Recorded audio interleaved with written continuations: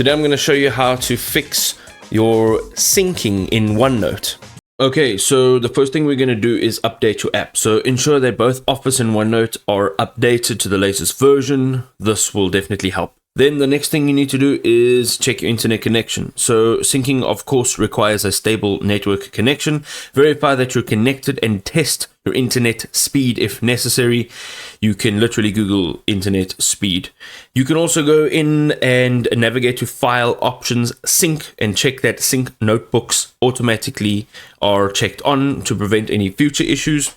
Then we have the manual sync options. So if all of the automatic sync options fail, you can manually trigger the sync by going to File, Info, View, Sync, Status. Click on Sync All to refresh all of your notebooks, or select Sync Now to sync a specific notebook that you're experiencing issues with. Now, just a quick test. You can open your notebook at notebook.com to determine if sync issues are device specific or server related, and this will help isolate the problem quicker.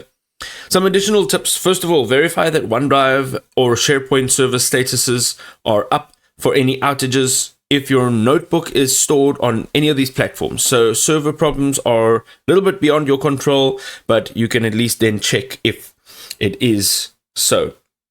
The next thing is don't sign out, don't reinstall, and don't remove OneNote during the troubleshooting. These actions can lead to permanent data loss. And then the last thing over here is if notebook syncs to multiple OneDrive accounts, consider consolidating to one account to eliminate conflicts and simplify your management. If it continues to not sync, copy the notebook URL from File, Info, and open it in a web browser to verify the content sync status. Contact SharePoint administrator if your notebook is stored on SharePoint servers, and then review your recent changes that might have triggered any sync problems. These problems often stem from connectivity, outdated apps, or server issues, so start with these before attempting any deeper fixes.